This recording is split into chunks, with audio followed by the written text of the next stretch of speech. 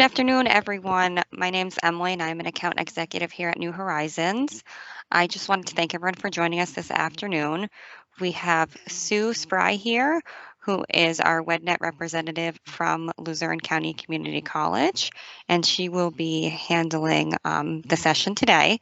But before we begin, Sean Mira, our general manager here at New Horizons, is going to say a few words, and then Sue will take it over from there. Thank you, Emily. Appreciate it. Again, thank you, Sue, for coming again and hosting us, being such a part of this great program, WEDnet by the state, in which you do such a great job in monitoring and helping the local businesses, take advantage of this great program. So we'll let you go into that more. But thanks again for being part of this today. Much appreciated. So hi, everybody. Good afternoon. Happy Thursday. One more day to the weekends here. I just want to thank everybody for attending today. We at New Horizons like to kind of keep you abreast of things that are happening, obviously, in the industry. The WEDnet program is a great program, to take advantage of training, for your employees. That's our greatest resource and our asset, today's employees. And there's a lot of stats out there that show how many employees, kind of feel by training them, and the company keeps them and holds retention and really feels a great asset, they feel you're a great asset to the company by spending that time and training them, and also definitely increases ROI and productivity for your company. We find a lot of times that people just sometimes don't want to let you know they're not sure how to do things, and by training them definitely does improve the ROI and the productivity in your company. So I think that's great that you're all here today to want to do that and believe in training and in helping that with your employees and the businesses today. So a great program, free grant money to help you all through that for the state. So it's a great program, and I'm glad we could help facilitate that and bring that to you today. So really quick, I'm just going to go over what I kind of got you here. Just a quick couple minutes, brief overview of New Horizons. Those of you that have used this before, thank you very much. Anybody that's new to us, welcome. New Horizons, we have over 300 centers in 70 countries around the world. We've been around for 40 years. Locally here, we've been here about 25 years. We have locations by this ownership group here. We own locations here in Wilkes-Barre, Scranton, up here by Geisinger, down in Allentown, off of 512 and 22 by Wegmans.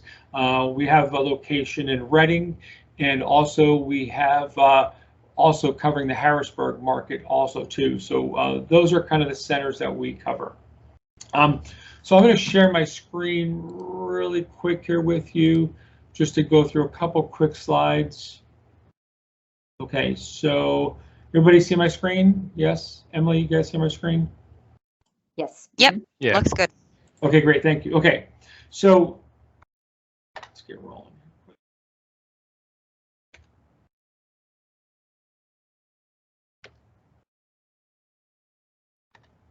Okay, what we do. So pretty much we offer a full range of technical application business skills training. So basically from your IT departments, we kind of go into an IT department and pretty much train all of your IT staff on, anything to do with the back end of the business. Training them on, internet, server, anything to do with, computers breaking and fixing, repairing them. That's kind of our back end IT department. We handle that. So remember to reach out to your IT staff also in getting them on board for the WEDnet process. We also do a lot of graphics from Adobe, things of that nature, down to your typical applications like Excel, Word, PowerPoint, Outlook, the new Power BI, that's very popular right now, a lot of data analysis, so things like that. Another fourth leg of what we do is leadership and development. So, time management, understanding the team's environment, coaching from home, workplace, workplace diversity, anything like that, in the whole leadership and development type role. Also, we get into some safety, OSHA type safety training too for your companies to do with meeting those needs of that stuff too. So it's kind of those 5 categories that we kind of deal in. Oh, I got ahead of myself here, as you can see. So again, I think business skills have been very popular. Effective communication, presentation skills, time management, coaching, been very, very popular. A lot of the hot topics are Power BI, like I mentioned, data analysis, things of that nature. One thing we really do a lot of, and we really take a look. Now, remember, when we were founded almost 40 years ago, we kind of have a unique way of fitting that business, that business need to get a quick ROI. So we assess the employees, we tailor their needs to fit what they or you want them to learn. We match up a course with them, and we take a look and we monitor the outcomes to make sure that's been successful. We do a lot of customization of courses too. I know the biggest thing I think right now we've seen in the last couple of years is the ability to maybe not have somebody out for a whole day or have a group of people out for a whole day. So we found a way now to maybe come in and do 2-hour blocks of chunks of training or 4-hour blocks of training and come back on different days so you don't have that person out for a whole day so you're not losing productivity. So there's a lot of customization that we do that your account executives can help you with. So basically that. Just some different accolades over the years that we've had based upon satisfaction. We're one of the largest Microsoft partners, Cisco partners, CompTIA partners, and VMware partners. So we're one of the largest training providers in these top name companies just because of the type of training we do and the effectiveness of the training.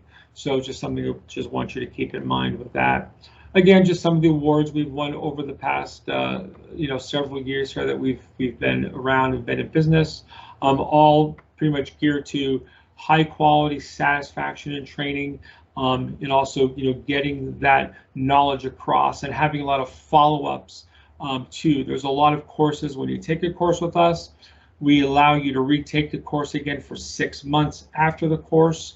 We allow you to go back and look at the course again up to 6 months to make sure if you have any additional learning you seem to forget about over time, you can go back and re-look at that course, and we allow you to retake that course again up to 6 months for free.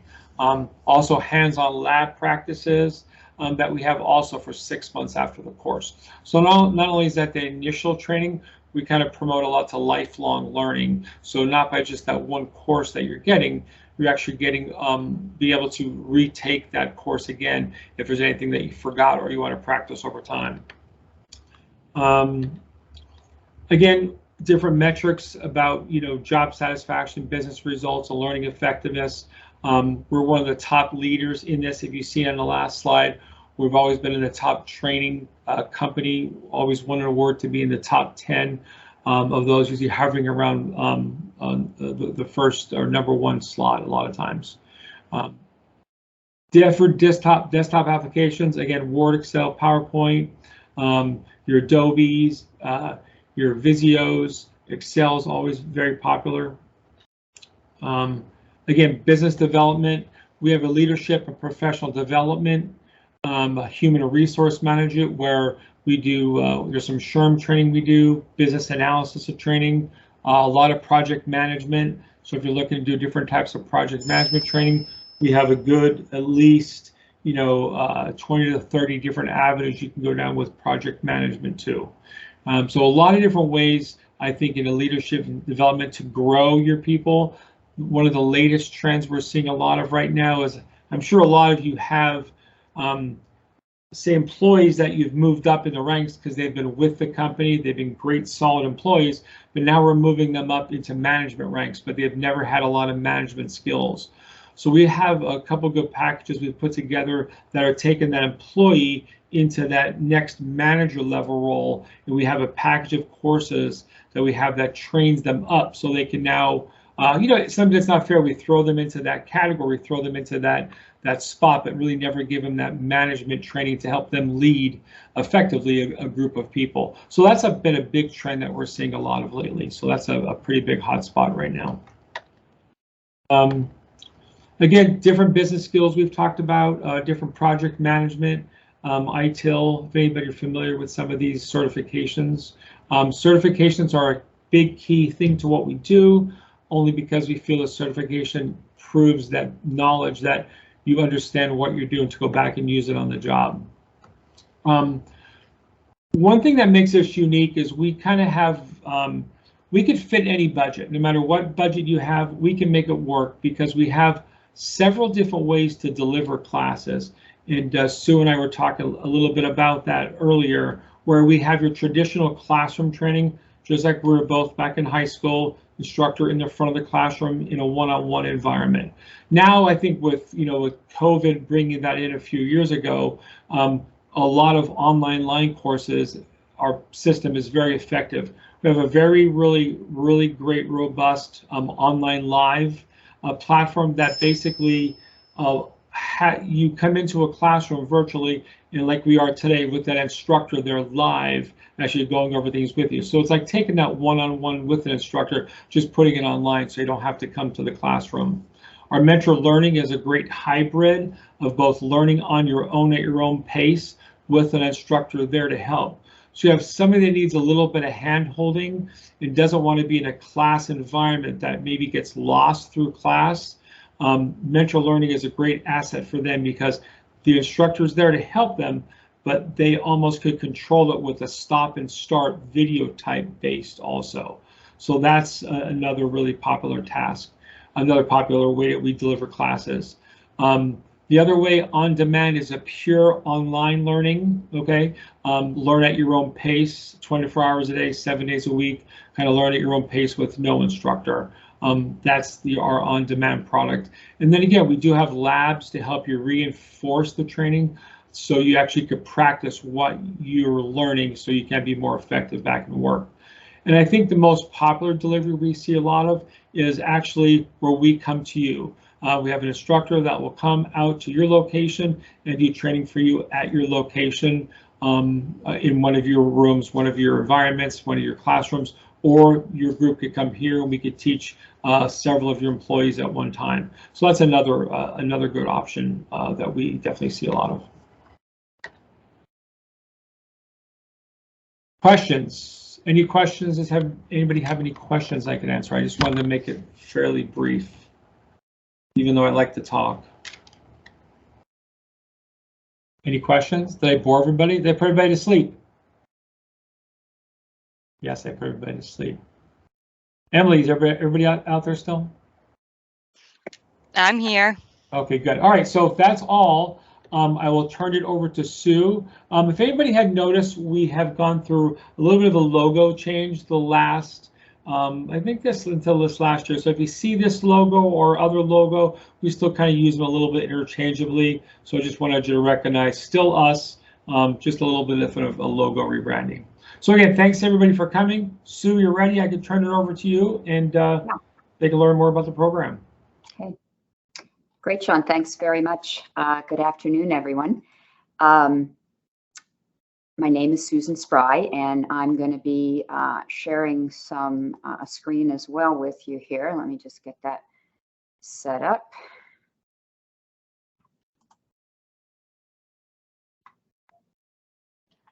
And there we go. All righty. Okay. Seeing PowerPoint. Somebody give me a clue on that. All right. Yep, you see that. Folks, I understand that there are some companies here who might be new to the WEDnet program and others who are probably veterans, but perhaps you yourself are not a veteran with the program. In larger organizations, of course, there might be different people handling this. So I'm going to try to keep it at a somewhat high level. And I will say, if you're new to it, this might feel like you're drinking from a fire hose. So I'll apologize in advance for that, but happy to work. And I'll say this several times, I'm happy to work with folks individually. Our colleagues at New Horizons, thank you for inviting me today to talk a little bit more about that and hosting this. Also, the staff at New Horizons is also very knowledgeable about the WEDnet program, so they can either get you to me or they can also field a lot of questions. So this program is actually run through the Department of Community and Economic Development. I believe it's probably about the 22nd year that we're heading into with this particular program, and it has been very, very popular among companies. It was formed in 1999, and it's a delivery of funding to help support training that companies need to both, retain their organization and certainly to grow. There are partners throughout the Commonwealth. This is a Pennsylvania program. Many states have programs like this, but this one is for Pennsylvania, and it is delivered, the program, by the state system, universities, the community colleges, Penn Tech is involved, and one North Central Regional Planning Commission.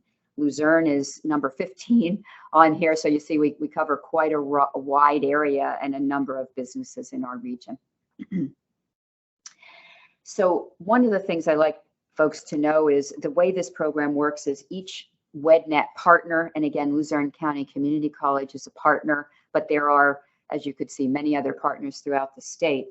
Our job is to deploy this funding to eligible companies and kind of act as a customer support to get this, the invoicing in and so on. But the way we determine the funding really involves pretty much all of these organizations that are on the screen. So it's all of the economic developers and workforce development agencies in the region have some input on the funding allocation. So it's not our decision alone, and we all work very well together. We tend to come to the same conclusions most of the time. Wanted to review a couple ways that companies can get involved. And again, this might be a bit of a review, but if it's new to you, for the application process, this program is totally an online program. You submit your application through a management information system, you invoice through the management information system, and can review elements of your contract in the same way. So while when the program first started, and I was involved at that point, it was so paper driven and, physically visiting each other. Now, sometimes it's not great, but I don't even know what the person looks like who's doing the work on the other end. So we're happy to come out and visit and work with you, but most all of it can be done through this learning management system. We're going to spend the rest of the time for this PowerPoint in about 5 more minutes talking about the eligibility requirements, just to determine if your company is eligible, which of your employees are eligible, and then what kind of training is eligible. So let's start with the company. Pretty simple guidelines, but you have to be located in Pennsylvania, and your organization has to be in an eligible industry cluster. I'll be a little more specific about that in a moment, but essentially being commercial or industrial in nature. Nonprofits are not eligible unless you're working in a healthcare environment. Those nonprofits are eligible. But for those of you who are in a commercial industrial setting, most likely your company is eligible. The maximum grant amount is $2,000 per. I'll say that's a little bit of a false, it's a little bit misleading. Our total allocation at Luzerne this year is a little shy of $300,000, and we have probably 30 companies involved, maybe 35 at this point. So that up to $100,000 per company is probably not going to happen in any region. Most of the awards, just to give you some sense, start in the $5,000, $10,000, $15,000 range, and many companies work their way up through the year as they send more employees to training. For any of you who might have been involved in WEDnet in years past, we had 2 categories of contracts. We had essential skills contracts, that's the ES right here, and then we had technical skill contracts. Now it is all one contract. So a company will get one contract and they can do a variety of training within that contract, all of their training basically. There aren't separate contracts for certain types of training.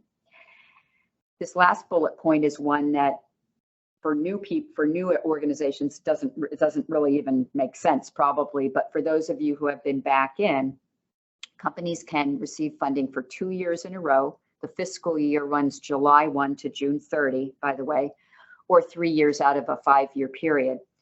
If you're new, but you're not sure if your company is new to this, I can certainly determine that for you, and my contact info will be at the end of this PowerPoint. You can give me a call or shoot me an email, and you also can go on and by plugging in your federal tax, your FEIN, your tax number, you can also see whether your company has participated in the past, and if you're hitting those 2 years in a row or 3 years in a 5-year period. That's fine for you to check that on your own too. The employee eligibility. So your company's eligible now. How about your employees? So the employee must also be a resident and employed in Pennsylvania. There's a minimum wage requirement excluding benefits of $12 per hour. They have to be permanently employed full-time, and they don't have to be receiving benefits necessarily, but eligible for full-time benefits. And have to be an employee of the specific company location. So if any of you represent companies that have multiple locations throughout the country or globe, the training would be for folks in a particular company location. Okay. And I'm sorry, I forgot to say, if you have questions along the way, please put them in chat, and someone from New Horizons can stop me and we'll deal with it. Or please feel free to unmute as well, since we have a small group. Certainly, there'll be time at the end too for you to ask questions. So the eligible training, the thing that I think is the best thing to keep in mind is the question to ask: is this training that we're looking at skill building for a person's current job or for their advancement? We're all about growing your own employees. So if an employee needs to go for some training at New Horizons to receive a promotion or be better positioned for a promotion or some type of advancement, that's absolutely an eligible training expense. Real important point with the WEDnet program is that the company chooses the training provider or providers. There are a number of companies who have WEDnet contracts who use different training providers to help. Luzerne County Community College, certainly. It's not that you need to use New Horizons, although New Horizons offers a lot of great training. You choose the training provider. It's not relevant to the funding award or to any other decision making. Third-party providers would be an organization like New Horizons. WEDnet Partners, an example of that would be Luzerne County Community College, and qualified in-house staff. So I won't go a whole lot into the weeds, I hope, on the in-house training, but do know that if you have qualified trainers within your organization that do training, like maybe on a piece of equipment or on a particular process that your employees need to learn, there is a way to get some reimbursement back on in-house training. The training has to start on or after July 1st, coming up in just like a week and a half or so, and be completed on or before June 30th. So the year we're thinking about is July 1st, 2022 to June 30, 2023. If the training bleeds over beyond June 30, we can't get reimbursement. So you want to be quite mindful of that to get that training done within that training period. Cost has to be reasonable, and pretty much any training that companies are looking at, it's reasonable. It's just there's some things that would knock it out of bounds, and I'll get into that if that's of concern to anybody. But any of the training you're looking at, in other words, is somebody upcharging you because you have WEDnet funds, or they know you have WEDnet funds, or is it what their reasonable cost is? That's kind of what that's about. If any of you are thinking of our used training libraries, that last bullet point is really about that. Each course has to be a minimum of 30 minutes in length, so like a module of 30 or more minutes. And for libraries, an employee has to complete at least 3 modules in order to be eligible for the company to get reimbursement for that employee. Here's some examples of training topics, and I'll just pause on this slide and you can all look at it. These are just very high level areas that are, it's not an exhaustive list. You might have a particular type of training in mind and want to ask about it. That's certainly fine too.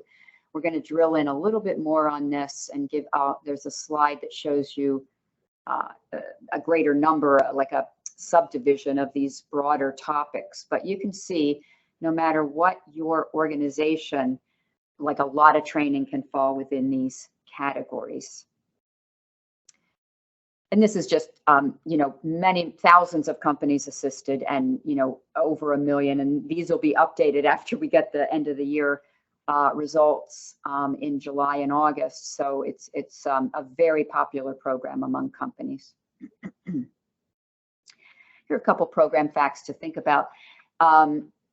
Very, very lean. There's very little administrative cost to this program. So 90%, and it actually exceeds a little bit over 90% now of the dollars allocated by Department of Community and Economic Development go out to the businesses. So it is a very lean program. There's not a lot of administrative cost to this program. Training funds, and this is true of any training. I think training has a great return on investment. And those of you maybe in an HR or training capacity know that you're always trying to prove this, so to speak. But the training funds from this program leverage a cash match of 1.5 to 1. For every dollar in grant funds, companies invest another $1.50 in training, meaning sometimes the WEDnet funding does not cover the entire training cost if it's a high cost training. But if companies invest some and WEDnet invests some, you can maybe satisfy the training. So it's looked at to leverage, it's a reimbursement program. It's not funding out front. It's a reimbursement back to the company for the training that's already been completed. But it has a very, very high return on investment. More than 9,000 private sector firms have been used to provide training. So there's also a large number of training providers who have worked with this program. They might not have known it was even WEDnet eligible or WEDnet training, but they're providing the training. So large number of training providers. Companies, again, seem to like the program. You know, we're in the training business as New Horizons is, so we would all say, of course, that giving an employee training has great, great benefits for not only that employee, but for the organization. You know, there's just investing in your employees, as I'm sure your companies do, that will pay off in high dividends.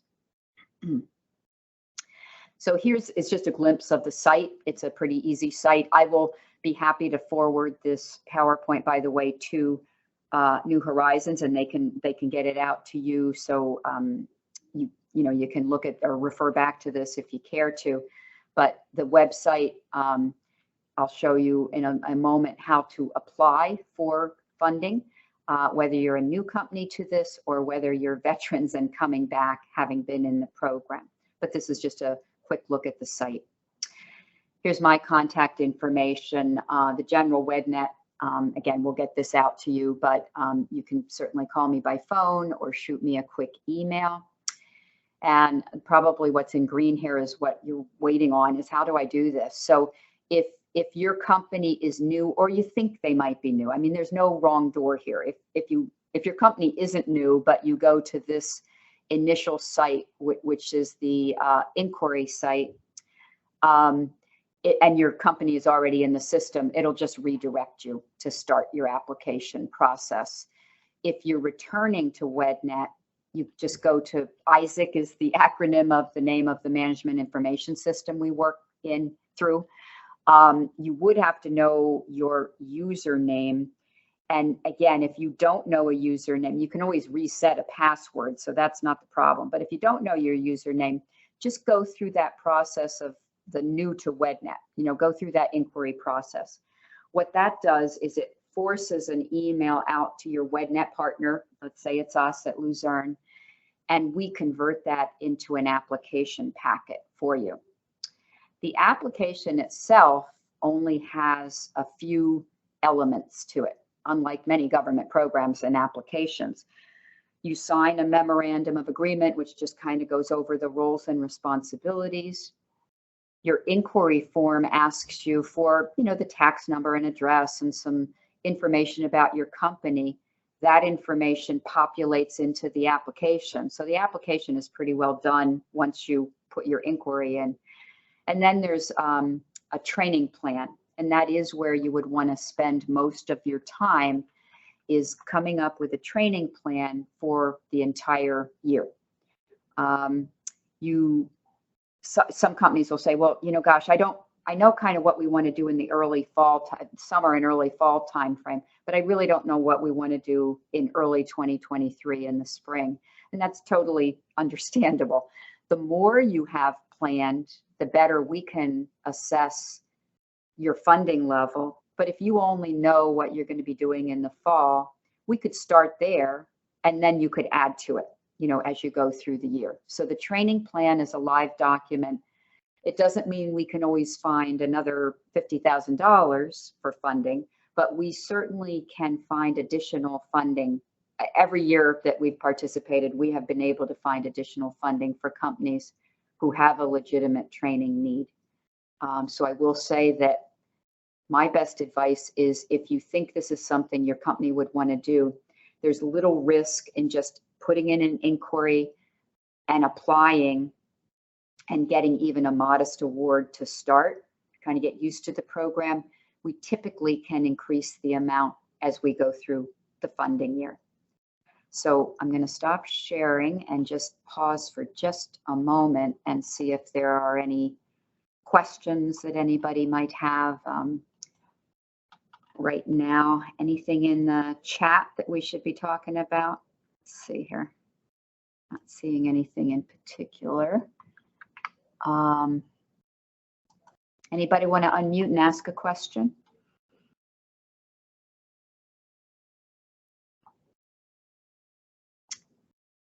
While you're pondering that, I'm going to share one more thing. Pull this up.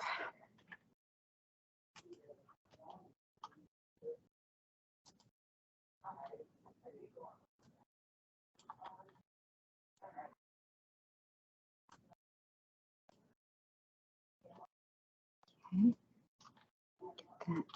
This is another document that I'll be happy to share with New Horizons, who can get it out to you. And these are the company guidelines. So if you have insomnia after you look at this, you might want to read this right before bedtime, because it's pretty dry stuff. PowerPoint was bad enough, right? But I have highlighted a couple of things. We'll be happy to get this out to you, both the PowerPoint and this. But the couple key things, and I mentioned it, but I just want to reiterate, the application and invoices need to be submitted by an employee of the company. And the only reason I say this is sometimes, you'll get a lot of help. New Horizons, for example, is very helpful in helping companies kind of navigate all of this. But the actual inquiry and application has to be submitted by a company person. It doesn't have to be a leader in the company. A lot of times it's a line staff that, is told to do this. So it just has to be an employee of the company. We talked about the fact that the second highlighted area, the funding, is limited to 2 years in a row or 3 years out of 5. The question I would ask if I were creating my training plan and thinking, wow, I wonder if this training will be eligible. If you can answer the question, does this help the employee build skills? If you can answer that question with a yes, it probably is going to be eligible. We also review the training plans, your WEDnet partner, and if something does not look like it'll be eligible, we kind of exit out at the very start before we put anything forward. I'll give you an example of that just so you might understand better. You might send somebody to a networking session where I guess the argument could be made that they're building skills in communication and that kind of thing, but that would probably not be seen as an eligible training event. Or you send someone to a meeting, while that might be very important, and again, the argument could be made that person is building skills by attending the meeting, that is not the explicit reason that they're attending that particular event. So if you're with me, you want to always think, does this event, we'll call it, or training help build skills? And if you can answer yes to that, it's probably going to be eligible. So the company, again, needs to be commercial, industrial in nature. A little bit in the weeds, but I'll just mention it in case you have multiple locations. If a company has more than one location, but that you're using the same tax number, basically, it's the company's responsibility to coordinate applications. And we do have that happen sometimes where a partner gets, let's say you have a Pittsburgh, like the Community College of Allegheny County gets an application, and Luzerne gets an application, and we send it out to the state. That's where this becomes apparent, not to the individual partners. And we just try to work it out. Either we combine the applications, or the state says you can do separate applications. So that's just a little bit. If you need more information on that, be happy to have an offline conversation. Now, here is a little bit more explicit, the eligible, ineligible companies. So eligible being on the left-hand side of this grid, and then the right-hand side, those not eligible. So those first industries, like that's a really broad number of industries that would be eligible. Healthcare, again, even though they're not for profit typically, they are eligible just because of the huge need we have for that workforce. Banks, a little bit, I don't know if any of you represent banks, but so the headquarters is eligible, but not the employees in the branch locations, which is, I'm not even sure why that exists. One that we get a lot of questions about are brick and mortar. So just try to hear this. Brick and mortar are not eligible, but if there's an e-commerce element, there's a case to be made that that company is more of an e-commerce than brick. You know what I mean? Some brick and mortar is incidental to the e-commerce presence. So we could certainly have a conversation about that if you're representing some kind of business like that. So just one that I wanted, and again, this is much more of a detail, but it could be a concern at your company or with maybe some of your leaders. We do require employee social security numbers for those who attend training, but those SSNs are not uploaded or stored on the WEDnet server. You know, the hashing process is used to, it takes place on on your own browser, on your company's computer each time you submit training. That's when you would be asked for social securities. So they're already set up as unique identifiers when it's still on your server, and so that somebody like myself or anybody at the WEDnet office never sees those socials. The reason we even need to collect them, because that might be the question, well, why are you even collecting socials, is there's data that our legislators ask us for that are traced back to socials, not anybody's particular social, but they are looking at in aggregate numbers. Do people move up in the organization? Are they retained in the organization, and so on and so forth?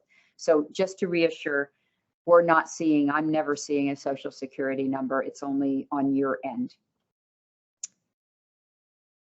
Something that sometimes we'll see is that organizations will submit for, like, a new employee comes on, and the first 8 hours or more around orientation to the company, the culture, things about processes at the company. That would not be eligible for WEDnet.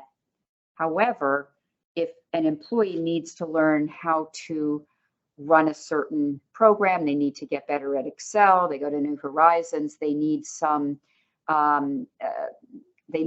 equipment, some training on a particular piece of machinery or equipment, even though they're learning the job at the same time, that would be eligible. So what WEDnet is really trying to stay away from is that initial few hours that all of us have just to get a person oriented to who we are as a company.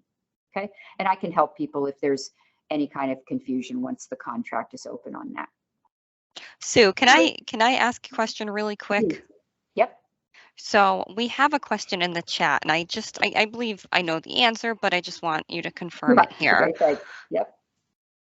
So they said as the training can take place at any school learning facility. So say if IBM had something online or DeVry did an online class, would either of those be acceptable? Yeah, great. And thank you for the question. Thanks, Emily. I know you do know that answer, but yes, so the training location is not in any way relevant either. So many corporations, right, are outside of Pennsylvania. So the Pennsylvania base is not relevant here. And the delivery can be online, it can be virtual, it can be in person. So the delivery can be a number of ways, or a hybrid too. And also where the training is coming from, so to speak, right? If I'm capturing the nature of the question, that doesn't have to be Pennsylvania based either. Is that, do you think, Emily, am I capturing, or whoever wrote that, am I capturing the question? Yep, she said, Okay. thanks, perfect. Thank So it you. looks Yep. like that's Yep. good. Thanks. Great question. So here's a little bit more about the eligible types of, how we had those broader, the bolded part of those broader categories that you saw a moment ago. And this is some more delineation of what that might include. And again, still not an exhaustive list, because every year, many times a year, folks will come up with training that I've never even heard of, or I'm not familiar with it. And it's beyond all of these that most of us might be familiar with. So again, the critical thing is, does this training increase the skill for the employee, either for their current job or for something else that they're preparing to do? Okay. And again, I'll send this along so you can take even a quicker, or a more exhaustive look at it, excuse me. Okay, so I was describing this, but just once again, and these, when you get this digitally, these, these are hyperlinks that will take you right to and this is on page 9 of the company guidelines. First-time applicants, meaning your company has not applied again. Again, it's not going to kick you out. If your company had applied again, it'll just redirect. And for returning applicants, you can just log right into the Isaac system. And at the top of the page is a login screen, it's set up like most websites of that type. You electronically upload or sign. There's a way to just electronically sign. You could physically sign it and upload it. You could complete a training plan. And the application, again, is kind of populated by information you provide at the time of the inquiry. It's called your very first step. You hit the submit button when you're satisfied with that. A WEDnet partner reviews it and approves, yes, this looks right. And then we send it out to the statewide office. For the year we're going to be entering into, July 1st, 2022, start of the year, we typically are taking most of our applications through the summer months, and we're asked to submit them to the WEDnet office usually by about mid-August for the first round, for the first start. So a couple comments about that. If you know you'd like to apply, it would be best for you to apply by probably the end of July, but also through the beginning part of August should be fine. The state makes the final determination about allocation levels, and we would be able to communicate that back to companies probably by about mid-September.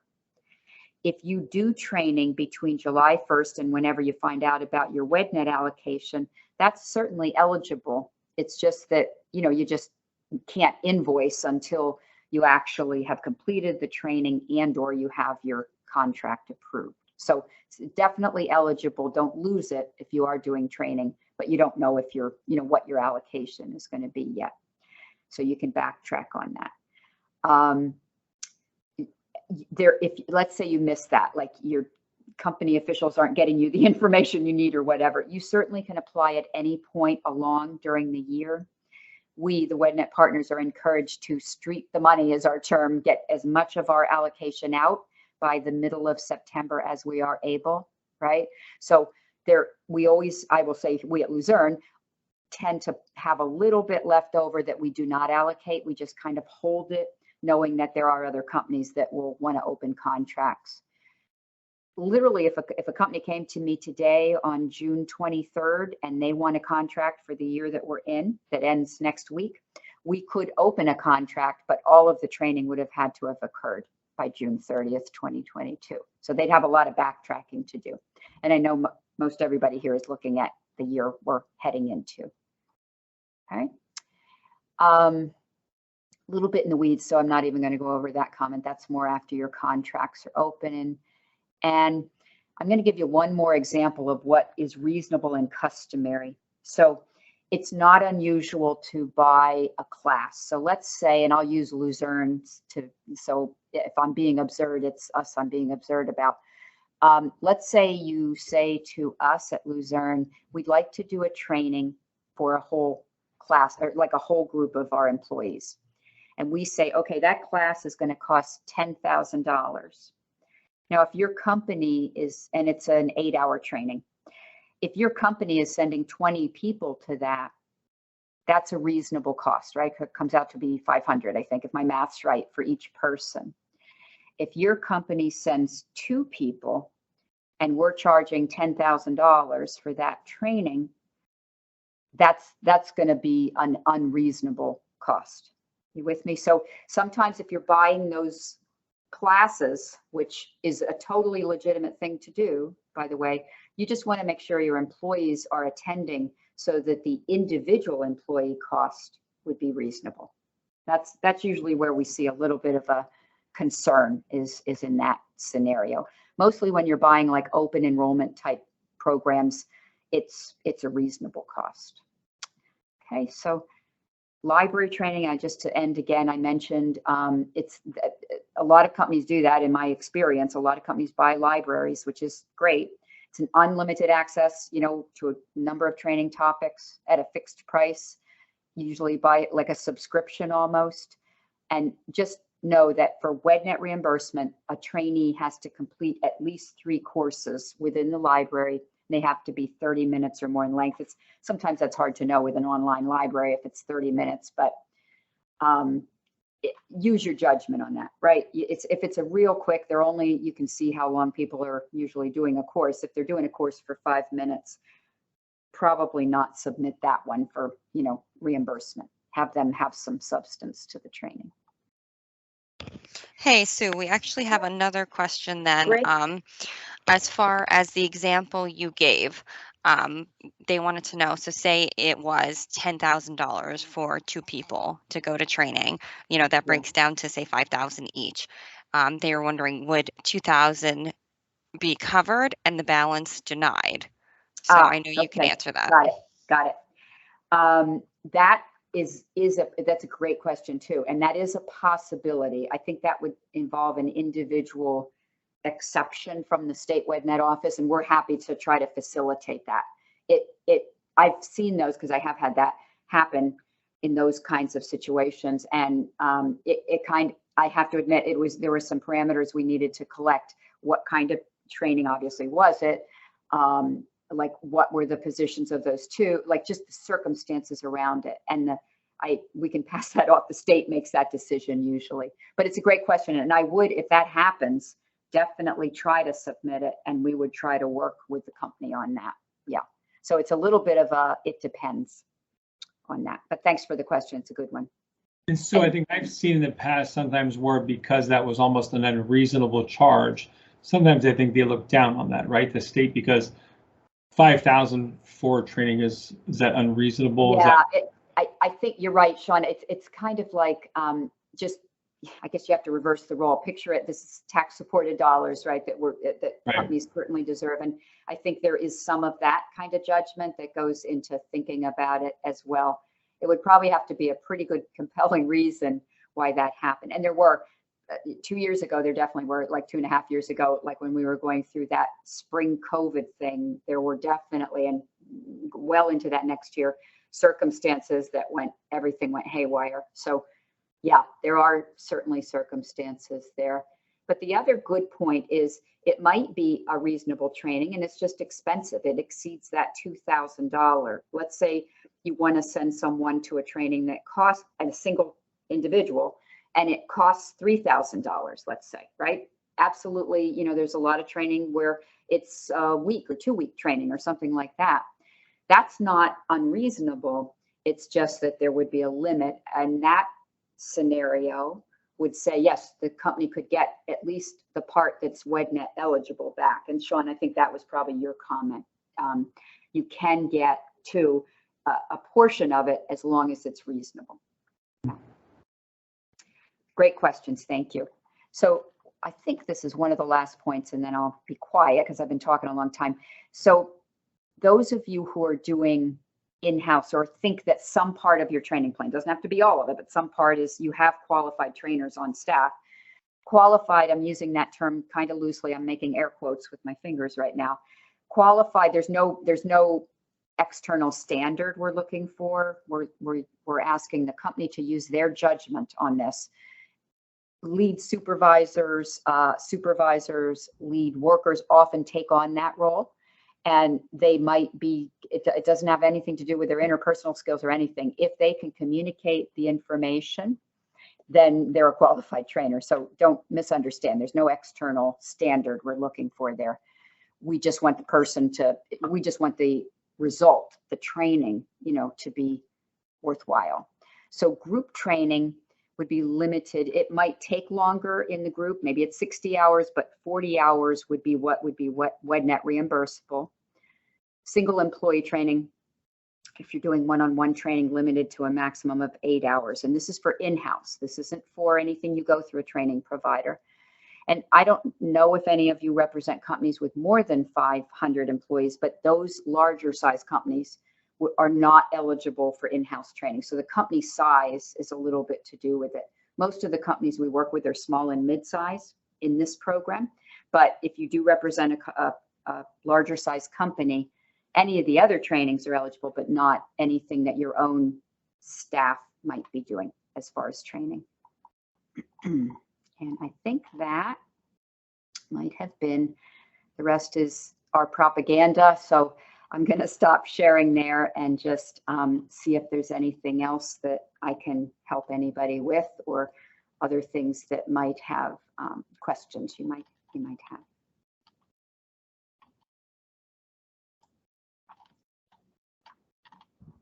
Let me just say, until someone thinks of a question, it's not overwhelming. It's been very much streamlined a lot over the years. I think the easiest thing is, if you think you have a need for training, let us help you out in that beginning process. I think the MOA, the first thing you do is submit the MOA, agreement of understanding. I think that's the first thing. It's a very simple, if I remember, one-page document. Yep. That they submit. That's the first thing, just to get you in this system to at least kind of hold your spot. And that's a simple thing to do. Next, contact us. All of our courses are approved. Our pricing is approved. We even have different ways to make that budget last, and actually have some specific programs for WEDnet that we have some breaks on some of those costs to make that money go further for your employees. Get with us and let us help you. The second step is really the training plan, but we have already those outlines and those descriptions for you, so we could just send those to you and you could just cut and paste. So I think that's where people sometimes find, putting that training plan here. Let us help you with that. We can give you the information for that. Now you have to upload it. Again, we can't upload anything for you, but we can send you everything that you need to do that. And if you're working with other people, we're fine with that. We understand. We see training plans all the time with New Horizons on there, maybe a different company of something we don't offer, which is fine. Our feelings don't get hurt with that. But let us help you, navigate through that process. And once that's uploaded, then you're just pretty much waiting for an approval, and you're working with Sue on all that stuff. Again, they have to sue us to approve everything, and they have to do the funding. But let us help you in that process of getting the information together, and then we can just answer some questions so it doesn't seem like it's too arduous for you. So reach out is the best thing I can say. Just reach out. Sue, am I okay on that, what I said? Absolutely. Yeah. Thank you. That's, and it is, it's not, you kind of send it out there and there's no response or anything. You know, we hopefully will be responsive on all sides, and there is a lot of support out there. And honestly, you know, I sincerely think that spending the greatest amount of time on the training plan is kind of designed that way. The other stuff is really takes you a few minutes, literally, but the training plan is really the nuts and bolts of this program. And we find it just helps organizations it forces them to create a plan. You know, a lot of us like just trying to get through the day, right? So planning is not something that's intuitive necessarily, but this really forces organizations two things: to think about the year, but also to think about your organization can participate in this program 2 years in a row and 3 years in a 5-year rolling 5-year period. If you have some strategic initiatives that you know are coming up in certain years, like a longer term plan, right? You might want to leverage this program to help you if you have some strategic things that you need to accomplish in a particular year. So we've really found that companies that, you know, are smart about how they utilize this program. And if everyone could just drop their email in our chat box, we're going to send out all the stuff that Sue went over today, so everyone could have that to review, and that way, you know, we'll be able to answer any questions you have, you know, once you're able to review it further.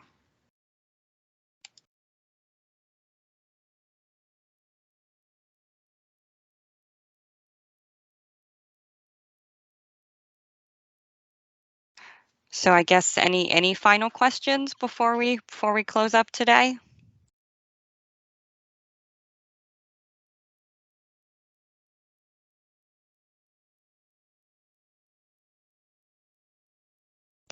All right. Well, if everyone's good, then you know, we will absolutely be in close contact with Sue during the whole process, and you know, Jeff and I are happy to be support for you to help you through it as well.